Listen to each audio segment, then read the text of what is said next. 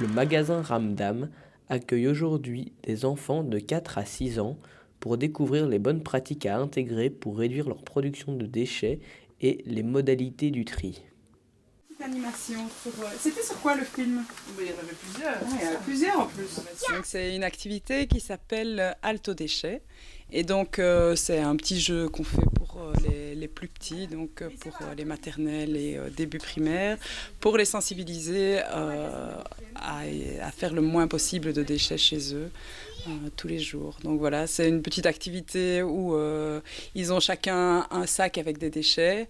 On fait une espèce de petite chaise musicale et donc à chaque fois qu'ils gagnent, ils peuvent venir trier les déchets. Et donc le but est qu'ils trient correctement les déchets dont ils se débarrassent. Voilà. Et puis après, ils les ont amenés ici en disant, voilà, vous pouvez les revendre à quelqu'un.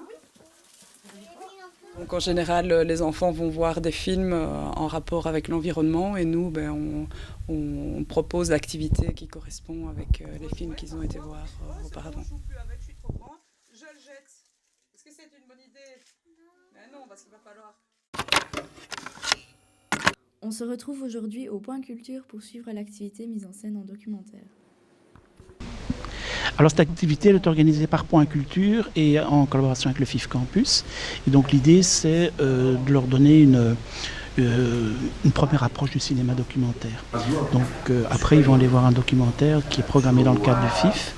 Et donc voilà, donc je leur présente une sorte de panorama autour du cinéma documentaire, quelques thématiques liées au cinéma documentaire, notamment réalité, vérité, enfin et ce genre de choses là aussi. Et aussi parfois aussi les notions de mise en scène qui apparaissent aussi dans le cinéma documentaire. Alors à Point Culture, voilà, ça consiste, c'est mon travail aussi, c'est de donner certaines clés pour s'intéresser au cinéma. J'en fais aussi sur la musique. Et voilà, donc ici c'est des clés pour peut-être mieux apprécier le cinéma documentaire, voir sa richesse, les différents courants qui existent aussi dans le cinéma documentaire. Vous imaginez ce que c'est 100 000 ans? Parce qu'effectivement il y a ce plan qui descend lentement, une sorte de travelling. Alors on a essayé de sélectionner différentes activités les plus variées possibles, donc l'idée du documentaire paraissait intéressante pour l'opposer à la création de scénarios, etc. Donc ici de montrer vraiment le quotidien, la réalité des choses, donc ça paraissait intéressant de pouvoir mettre ça en opposition à la fiction. Je pense que les extraits que l'on nous montre sont vraiment très intéressants et variés. On voit l'évolution de l'époque, etc., le côté un peu intrépide, un peu brut des gens comme ça. Donc c'est très, très réaliste, donc les choix sont très bons. Elle est pas mal parce qu'elle nous apprend à penser autrement et à réfléchir autrement de ce qu'on peut voir, enfin ce qu'on peut penser d'un documentaire, à réfléchir comment ça se fait et qu'est-ce qu'il y a vraiment derrière un documentaire et pas bêtement une image d'animaux quoi. Donc c'est intéressant. Elle nous apprend justement à voir l'envers du décor, je dirais ça comme ça, à voir comment les gens pensent et réfléchissent pour faire un documentaire et pas juste la présentation, à voir si c'est un scénario ou pas, voir tout l'envers du décor, tout ce qu'il y a derrière. D'accord. Qu'est-ce qu'il y a moyen de faire avec vous? J'ai fait le calcul. En prison, ça coûte 150 € par jour. C'est une fortune. En fait, ce qu'il y a de moins cher, c'est de vous mouriez tout de suite. C'est un film de Jean Libon et Yves Inan, les réalisateurs de Striptease, l'émission à succès de la RTBF en 1985. Anne Bruet est une juge d'instruction très humaine et très sympa qui ne souhaite qu'accomplir son travail du mieux possible. C'est un documentaire réel sur une profession super intéressante et parfois pas très drôle. Pas très drôle, sauf quand il s'agit d'Anne. Si elle veut dire quelque chose, elle le dira, et de la manière qu'elle veut. C'est un documentaire très réel et très drôle. Toute la salle n'a pas arrêté de rigoler, du début à la fin. Et ça, très peu de documentaires peuvent s'en vanter. Et quand moi, mon ex-femme est partie, j'ai adopté un chien pour... Remplacer votre femme? Voilà, Je trouve ce film super jubilatoire parce que Anne dit toujours exactement ce qu'on veut entendre. Elle en a rien à faire du politiquement correct. Pendant tout le film, on suit l'affaire du meurtre de 2 prostituées à Bruxelles pendant les années 90. Mais l'enquête est entrecoupée de petites entrevues avec des plus ou moins grands criminels qui vont devoir se défendre devant Anne. Ce qui est assez cool dans ce documentaire, c'est le look. On n'a pas l'impression de regarder un documentaire, mais plutôt une fiction. Ce n'est pas un documentaire policier, ce n'est pas un documentaire d'enquête, c'est un portrait de Anne Bruet pendant son travail. Viol, meurtre, exhumation de cadavres, la juge d'instruction n'en a rien à faire, ça ne la choque même pas. Des fois, ça l'a même fait un petit peu rire. Cependant, j'ai trouvé la structure du film fort schématique. On passe toujours des scènes d'interrogatoire à des scènes d'extérieur et ainsi de suite. Bien que celle-ci soit plaisante et que le tout forme un certain dynamisme, j'ai trouvé cette construction fort lourde et à la fin je commençais un petit peu à m'en lasser. En fait, Anne ajoute une touche d'humour et c'est ce qui fait pleinement vivre ces scènes-là et franchement, c'est très plaisant à suivre. Vous vous écartez, si vous me trahissez, alors je peux vous gérer de la prison, c'est rien à côté de moi.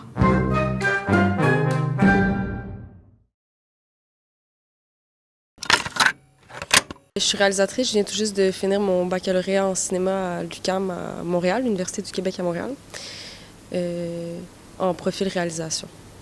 Je suis étudiant à l'ESSAV, je viens de Toulouse, c'est une école de cinéma en France et je suis jury Émile Cantillon, je fais partie du jury pour le FIF.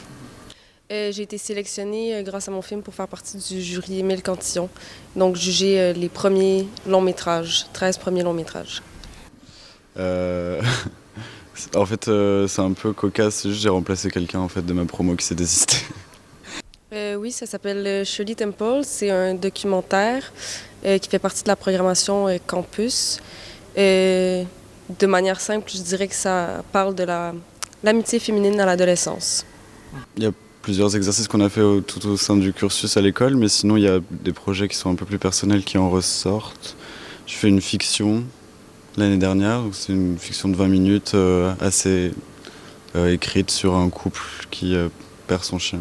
Je suis en train de finir mon documentaire qui au fur et à mesure s'est transformé en format long, quoi. Du coup c'est mon premier long métrage docu. Plusieurs choses. En fait, quand j'étais jeune, j'ai toujours aimé beaucoup de choses en même temps. Et le cinéma, ça rassemblait toutes les choses que j'aimais parce que ça a plusieurs aspects de l'art, c'est pas unidimensionnel.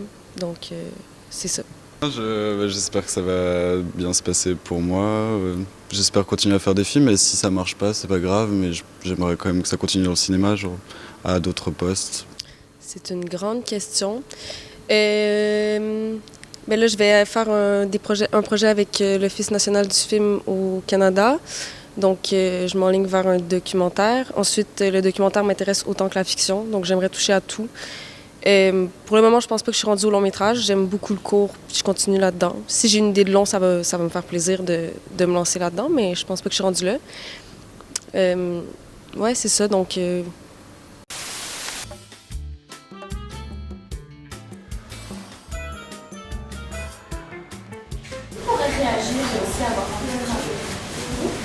Donc l'activité ici faisait suite au court-métrage L'après-midi de Clémence. Donc c'était une activité dont le titre était Dire non au harcèlement.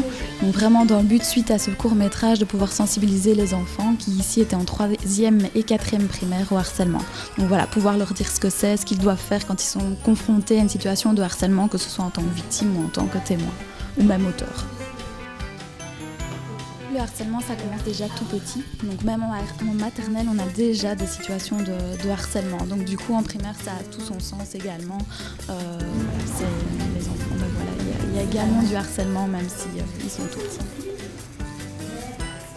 Les enfants ont été réceptifs, ils ont pu bien participer, ils ont levé leurs doigts quand même de manière assez régulière. Ils ont tous participé, je pense, donc ils étaient déjà sensibilisés au harcèlement. C'est une thématique qui est quand même, dont on parle de plus en plus, et donc les enfants connaissaient déjà un peu le thème et ont pu débattre à ce niveau-là.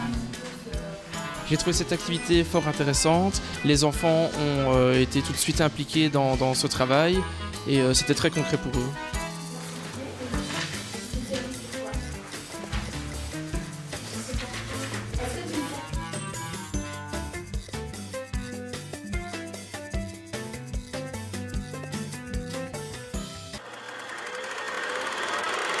Le monteur, je suis absolument désolé pour toi, ok? Désolé mec. Ou... Désolé. Nous sommes en présence du frère, du fils de Michel Blanc. Un mot à dire? Salut papa. La sœur de Karine Fiard. Exact. Je ne sais pas quoi dire. Et Karine Fiard elle-même. Coucou, ça va? Bon allez, sérieusement, maintenant on va travailler parce que là on va plus.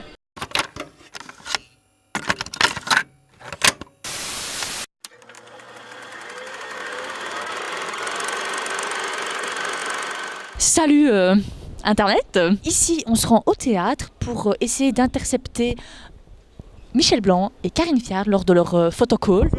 Michel Blanc et Karine Fiard.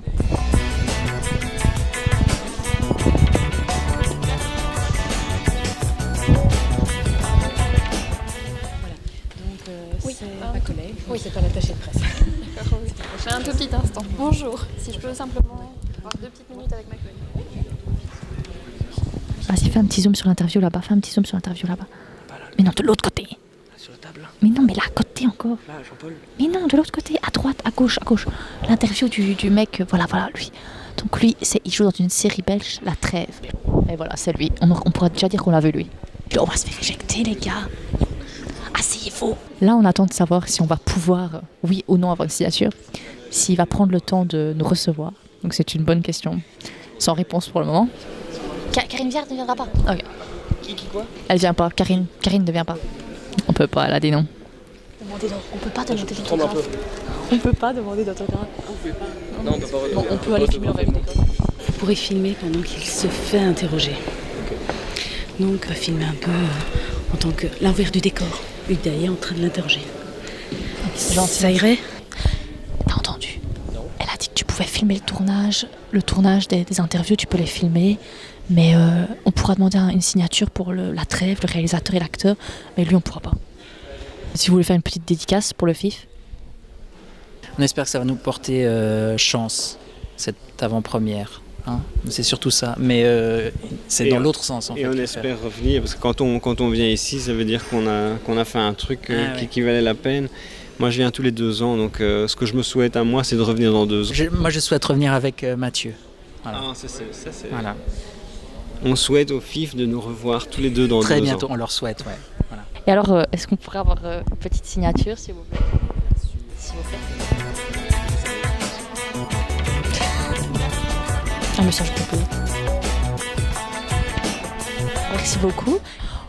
Tout de suite, Coralie. Voilà, Madame Karine Wecker, je voudrais vous féliciter parce que vous avez des étudiants géniaux. Surtout Elena et Lucas. Madame, on n'a peut-être pas eu Michel Blanc et Karine Fiard, mais on a eu mieux. On a eu 2 autres célébrités de la télévision. Et en plus de ça, on a été complimentés. Donc là, on a tout. Hein.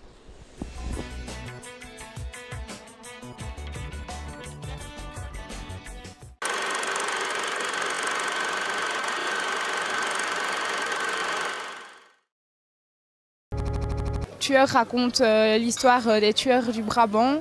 Ça peut paraître au début une histoire très banale de braqueurs qu'on voit très souvent dans le cinéma. Mais on se rend compte qu'après c'est bien plus que ça, c'est beaucoup plus recherché. La colorimétrie du film est fort jaunâtre. Ils disent que c'est vous. Tout est terne et assez gris. Ils tentent plein de plans intéressants avec les rétroviseurs et l'arrière-plan pour à chaque fois rajouter un élément qu'on n'avait pas vu avant. Concernant le jeu d'acteur, chaque rôle était attribué à merveille, surtout celui de Volken, avec lequel on pouvait passer par chaque émotion par laquelle il passait. Le mixage son est vraiment travaillé en fait. Il y a plein de détails qui sautent aux yeux, genre le bruit de verre qui casse, les giclures de sang qui sont vraiment appuyées et les coups de feu qui déglinguent les oreilles. Mais tout passe vraiment bien. Et tout ce qui est BO, musique d'ambiance et tout, ce qui est fait par nos rappeurs belges, sont vraiment stylés.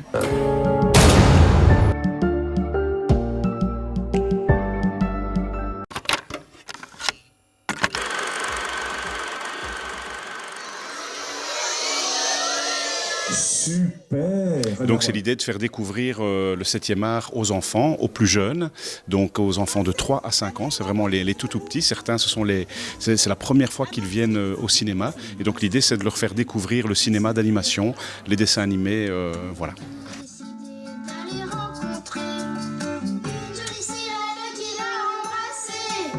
Un petit pirate qui ramène Alors donc aujourd'hui c'était une séance particulière puisqu'il y avait une interprète en langue des signes parce qu'on accueillait des élèves de l'école Sainte-Marie à Namur qui sont sourds et malentendants et donc voilà, pour leur permettre aussi de vivre les séances de cinéma comme tout le monde, on avait une interprète en langue des signes qui pendant toute la durée de la séance a signé pour interpréter ce que je disais quand je faisais mes interventions et les animations ou aussi pendant les films pour que les enfants puissent suivre un petit peu l'histoire. Tu me les racontes autour d'un smoothie groseille endive. Oh ouais, mais carrément.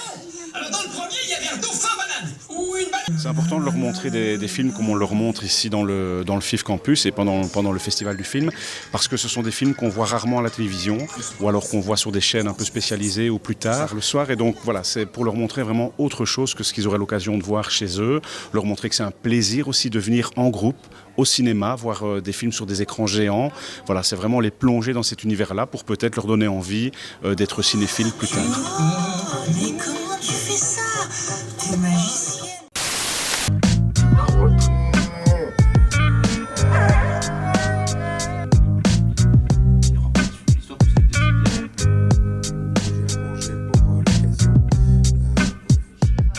Est-ce que tu peux nous dire ce que tu es venu faire aujourd'hui? Regarder des films. Et t'as regardé quoi? Léopold et avec le perroquet. Est-ce que tu peux nous dire un peu ce que t'as appris? J'ai appris que le bébé il est mort, que les Français voulaient attaquer la Belgique.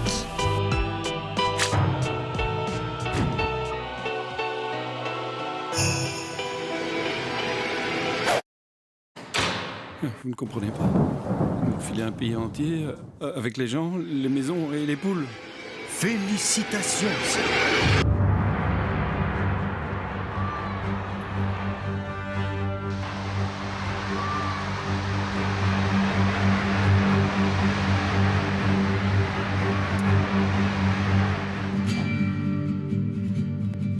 Oui, je sais. J'aurais dû prendre les Grecs. Bonjour, aujourd'hui on se retrouve au FIF Campus à une activité pour la solidarité. En fait, en réalité, je travaille pour Solidaris, donc déjà une mutualité qui est pour tout ce qui est solidarité, aider les gens, parce qu'on a des médecins, enfin, on a plein de systèmes, une maison des jeunes, des ASBL. Et là, cette fois-ci, cette année-ci, on est là pour une bonne cause. Donc au Burkina Faso, ils veulent faire une salle de cinéma. Donc notre objectif, c'est tous les 100 km, Solidaris s'engage à verser 100 €. Et notre challenge, c'est faire sur toute la semaine 1000 km pour que Solidaris s'engage à verser 1000 €. Parce que qui dit Solidaris dit solidarité. Et si les gens étaient plus solidaires et donnaient un peu plus d'eux-mêmes, eh ben, ça irait beaucoup mieux dans le monde entier. C'est génial. D'abord j'ai envie de pédaler pour passer le temps, parce qu'on a beaucoup de temps libre. J'ai envie de pédaler aussi parce que pour la bonne cause, trop bien, rapporter 1000 € comme ça, juste en pédalant, c'est fou. Et puis voilà. Le théâtre de Namur accueille aujourd'hui différentes classes afin de proposer une activité doublage. L'activité a surtout consisté à nous apprendre vraiment ce qu'était le doublage, donc on nous a expliqué comment ça se passait, comment se déroulait un tournage, enfin les doublages dans des plus grosses productions. Donc voilà, on a pu essayer aussi le doublage pour ceux qui n'en avaient pas encore fait, ça pouvait être sympa. Et donc voilà, ça a vraiment permis de découvrir le domaine. On a travaillé sur un épisode de Naruto, évidemment c'était tous des fans donc c'était génial, c'était un peu la tranche d'âge. On a regardé, donc bon, c'est compliqué à expliquer toute une séance de doublage, mais en fait on fonctionne par boucle, donc par passage de 1 minute. On regarde l'image et on lit le texte en dessous, et ensuite on l'interprète. Donc on regarde une fois et on le joue. Et c'est ce qu'ils ont fait aujourd'hui, ils ont fait des essais tout l'après-midi et c'était très sympa. C'était une expérience inédite en fait, parce que j'avais jamais vu ça et du coup on pouvait bien voir comment est-ce qu'ils faisaient petit à petit, elle nous a expliqué comment ils faisaient. C'était simplement pour les curieux, pour voir comment se passait le doublage, comment on faisait du doublage, pour un peu présenter ce métier de l'ombre. J'avais déjà fait une semaine de doublage en stage, donc pour moi c'était vraiment une grosse découverte. Mais le doublage avant ma semaine de stage, c'était quelque chose d'assez spectaculaire parce que ça a reposé une autre langue sur la bande de son originale. Je trouve ça juste magnifique. J'en retire qu'il faut beaucoup de confiance en soi quand même pour faire du doublage. Ici on propose 2 activités. Donc la première c'est de partager un coup de cœur cinéma. Donc avec les petites cartes, chacun remplit sa carte avec son coup de cœur cinéma. Et quand il a fini, il prend la carte de quelqu'un d'autre. Ça permet l'échange. Si jamais on n'a pas d'idée quoi regarder ce soir sur Netflix, peut-être que la carte pourra nous donner une idée. Et la deuxième animation, c'est plus par rapport au cinéma. Donc plus de cinéma pour plus de. Et les gens complètent. Donc par exemple, plus de culture, plus d'échanges. Voilà, on peut inventer tout ce qu'on veut. Qu'est-ce que pour nous, ça représente le cinéma ? Alors, Article 27, c'est une ASBL qui lutte pour permettre l'accès à la culture aux personnes en situation de précarité et donc aux personnes pour qui aller au cinéma, au théâtre, avoir accès à la culture, c'est devenu un luxe. L'argent étant un premier frein, mais il en existe plein d'autres qu'on essaie donc de pallier à travers nos différentes actions. Ça relie un peu notre métier, vu que nous, on promouvoit l'accès à la culture pour tous et donc ici, le cinéma, ça fait partie de la culture. Donc c'est pour ça qu'on est présent aussi. Et nous, ça nous permet aussi de nous faire un peu connaître du grand public parce que notre public à nous connaît mais pas forcément les autres et ça permet un échange aussi avec les gens.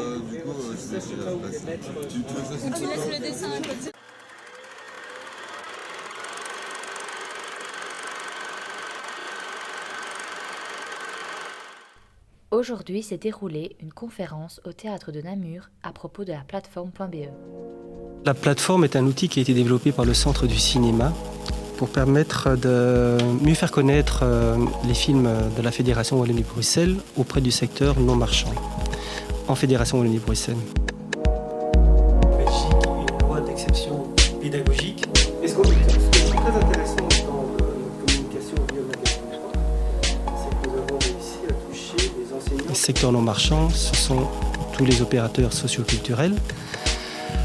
On entend le milieu associatif autour de la jeunesse, de l'éducation permanente, des centres culturels, des bibliothèques publiques, des ciné-clubs et tout le volet scolaire, donc le monde de l'enseignement, ça va du fondamental au secondaire jusqu'au supérieur. La copie pour s'acquitter des droits de projection. On se dit qu'avec des courts-métrages, il y aura peut-être une utilisation qui sera plus aisée.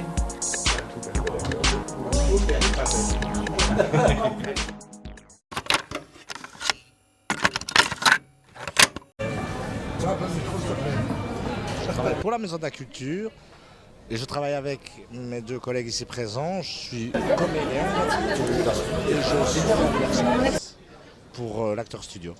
Ici, on est invité par la province de Namur, au stand de la province. On fait un stand qui s'appelle l'Acteur Studio. Donc on invite toutes les personnes qui sont ici dans le chapiteau, qui sont présentes, à venir se mettre devant la caméra et à jouer, à faire une improvisation, à jouer une scénette, à parler de leur venue au FIF, de ce qu'ils ont vu comme film, de ce qu'ils ont bien aimé. Et donc on les met devant la caméra et on les fait jouer, on leur pose certaines questions. Et voilà, on anime le stand ici comme ça.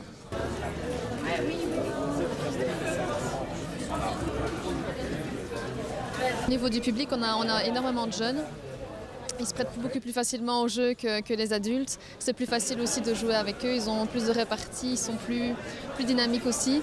Mais voilà, on a des personnes de tout âge et c'est ça qui fait la richesse aussi de la journée ici. Donc c'est très très bien et c'est très enrichissant pour nous également.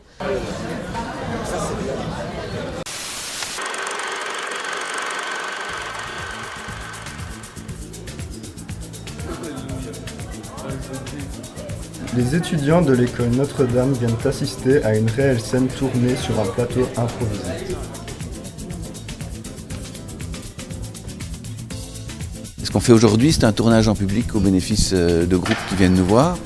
Et on essaie de montrer au public comment on fabrique un plan séquence d'un film. Donc avec un début, une fin, assez longue. C'est un extrait d'un remake d'un film d'Audiard qui s'appelle « De battre mon cœur s'est arrêté ».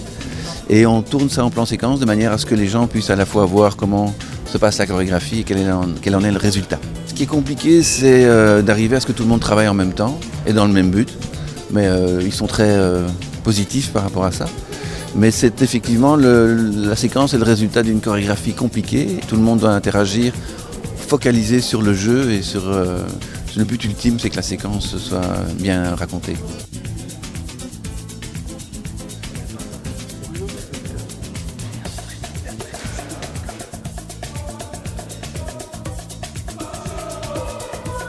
Honnêtement, je ne m'attendais pas à autant de budget ni de moyens car quand on regarde un petit peu tous les accessoires qui sont mis en place et les caméras et le budget qui est disposé pour un simple entraînement, entre guillemets, je trouve ça assez incroyable. J'ai été surpris et il a bien résumé ça. C'est une bonne expérience, c'est rare qu'on voie ça, du coup c'est gai à voir. Ouais, il faut en profiter parce qu'au final on verra pas ça tous les jours et c'est une chouette expérience, surtout pour eux je pense. Donc, voilà.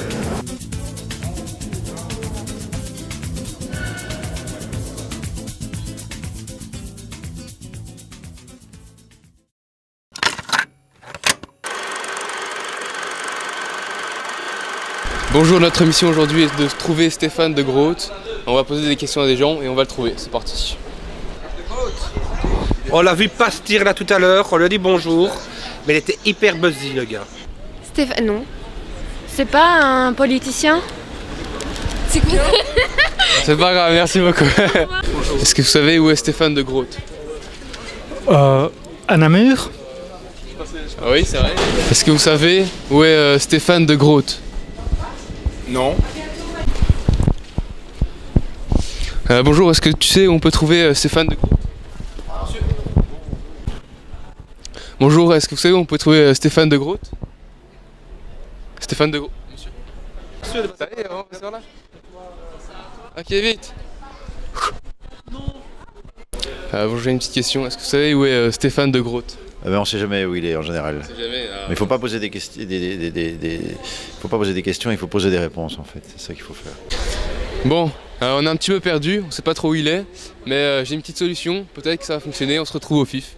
Donc, ma petite astuce, elle est juste devant, et on va lui demander si elle peut nous amener devant Stéphane de Groot. Alors, on n'a vraiment pas trouvé Stéphane de Groot, est-ce que tu n'aurais pas une petite magie, une petite technique pour nous le trouver? Évidemment.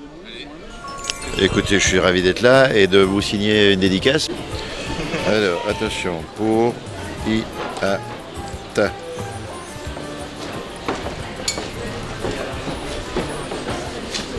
Voilà.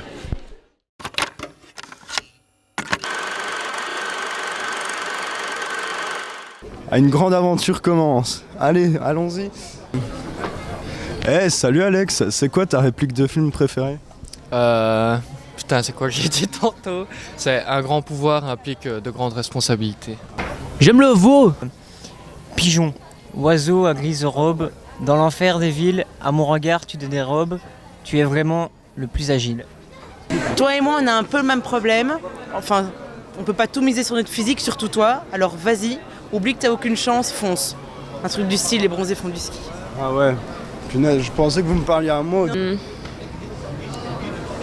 Je sais pas. You fuck my wife. Et quelle est votre réplique de film préférée? T'as de beaux yeux, tu sais. Reviens gamin, c'était pour rire, c'est ça? Suivez-moi. Je suis trop vieux pour ces conneries. C'était celle-là. Je suis l'aigle de la route. Quel film? Ok, je me casse. C'est bon, dis-le. Mad Max. Deux nuls.